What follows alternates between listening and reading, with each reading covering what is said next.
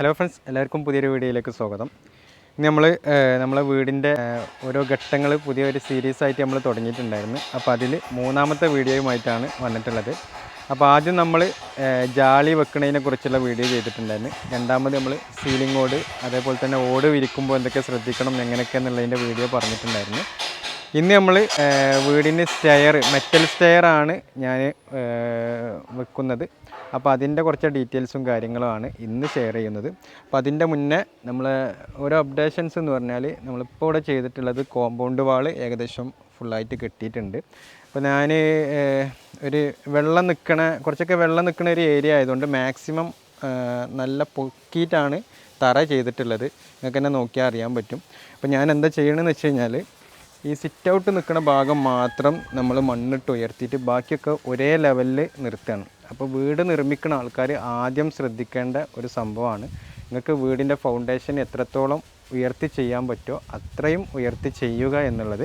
അപ്പോൾ ഇനിയിപ്പോൾ ഏതെങ്കിലും ഒരു കാലത്ത് വെള്ളം കൂടുതലായിട്ട് വരികയാണെന്നുണ്ടെങ്കിൽ എന്താണ്, എനിക്ക് ഈ ഭാഗത്തൊക്കെ ഇനിയും മണ്ണിട്ട് ഉയർത്താൻ പറ്റും. അപ്പോൾ നമ്മൾ ആദ്യം തന്നെ തറ ഉണ്ടാക്കാൻ കോസ്റ്റ് വരും എന്ന് കരുതിയിട്ട് തറ നല്ലോണം പൊക്കി ചെയ്യാതിരുന്നു കഴിഞ്ഞാൽ ഭാവിയിൽ അത് നിങ്ങൾക്ക് ദോഷം ചെയ്യും.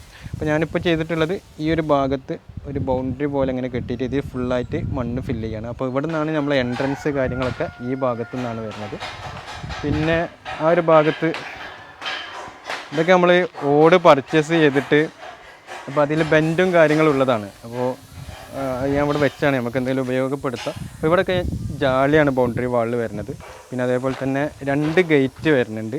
ഒന്ന് അവിടെ കാർ പോർച്ചിൻ്റെ ഭാഗത്തും, പിന്നെ ഒന്ന് ഈ ഒരു ഭാഗത്ത് ഗസ്റ്റ് ആരെങ്കിലുമൊക്കെ വരികയാണെന്നുണ്ടെങ്കിൽ അവർക്ക് പാർക്ക് ചെയ്യാൻ വേണ്ടിയിട്ടുള്ള ഒരു സൗകര്യത്തിനാണ് 2 ഗേറ്റ് വീടിന് വലിയ ഗേറ്റ് തന്നെ ഞാൻ കൊടുക്കാൻ ഉദ്ദേശിക്കുന്നുണ്ട്. പിന്നെ വീടിൻ്റെ കിണർ വീടിൻ്റെ തുടക്കത്തിൽ തന്നെയാണ് കൊടുത്തിട്ടുള്ളത്. നമുക്ക് സ്റ്റെയറിനെ പറ്റി പറയാം.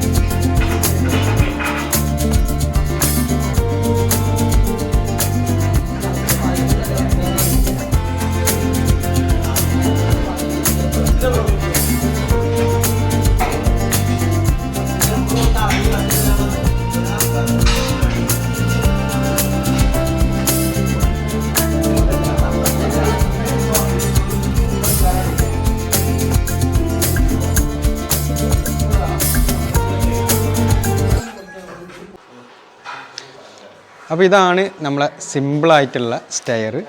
അപ്പോൾ ഇതിലുള്ള യൂസ് ചെയ്തിട്ടുള്ള മെറ്റീരിയൽ എന്ന് പറഞ്ഞാൽ ചെക്കർ ഷീറ്റാണ്. ചെക്കർ ഷീറ്റ് എന്ന് പറഞ്ഞാൽ ഷിപ്പിലൊക്കെ ഫ്ലോറിങ്ങിൽ ഉപയോഗിക്കുന്ന ഒരു ഷീറ്റാണ്, ടാറ്റൻ്റെ ഷീറ്റാണ്.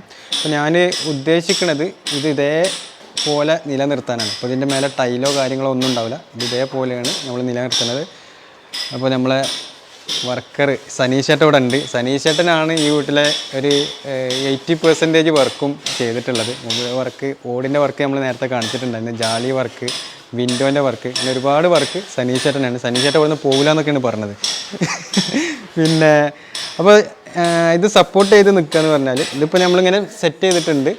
ഇനി ഇവിടെ ഹാൻഡ് റെയിൽ കൂടി വരുന്നുണ്ട്. ആ ഹാൻഡ് റെയിൽമേലാണ് കൂടുതലായിട്ട് ലോഡ് ചെയ്ത് നിൽക്കുക അല്ലേ. ഓക്കെ, അപ്പോൾ ചെയ്ത് വന്നാൽ നമുക്ക് ഫൈനലായിട്ടുള്ള ഔട്ട്പുട്ട് നമ്മൾ കാണിച്ചു തരാം. ഇനി ഇതിനെ നമ്മൾ ഹാൻഡ് റെയിലായിട്ട് ഉപയോഗിക്കുന്നത് 20 mm TMT ബാറാണ്. അതിൻ്റെ മേലെ 2.2 ഒരു GI സ്ക്വയർ ട്യൂബ് കൂടി കൊടുക്കാൻ ഉദ്ദേശിക്കുന്നുണ്ട്. അപ്പോൾ എന്തായാലും നമ്മളെ ഓരോ സെക്ഷൻസ് വീടിൻ്റെ ഓരോ പാർട്ട് മുഴുവനായിട്ട് കാണാൻ ശ്രമിക്കുക. നമ്മൾ സ്ട്രക്ചർ നിങ്ങൾക്ക് വീഡിയോ ചെയ്യാൻ ഇതുവരെ കഴിഞ്ഞിട്ടില്ല. അപ്പോൾ സ്ട്രക്ചർ നമ്മൾ എല്ലായിടത്തും ചെയ്യണം, അതേപോലെ തന്നെയാണ് കണ്ടിന്യൂ ആയിട്ട് നമ്മൾ ചെയ്തിട്ടുള്ളത്. പക്ഷേ വീട് ഒന്നും കൂടി വെറൈറ്റി കൊണ്ടുവരാൻ മാക്സിമം ശ്രദ്ധിച്ചിട്ടുള്ളത് ഇതിൻ്റെ ഫൈനൽ സ്റ്റേജിലാണ്. പിന്നെ നമുക്ക് ഫ്ലോറിങ്ങിൻ്റെ വർക്ക് ഉണ്ട്, പിന്നെ അതേപോലെ തന്നെ വിൻഡോ ഫിറ്റിങ്സ് ഉണ്ട്. അങ്ങനത്തെ ഒരുപാട് സംഭവങ്ങൾ നിങ്ങൾക്ക് കാണിച്ചു തരാനുണ്ട്. അപ്പോൾ എന്തായാലും പുതിയൊരു വീഡിയോയുമായിട്ട് ഇനിയും കാണാം. അതുവരേക്കും ബൈ.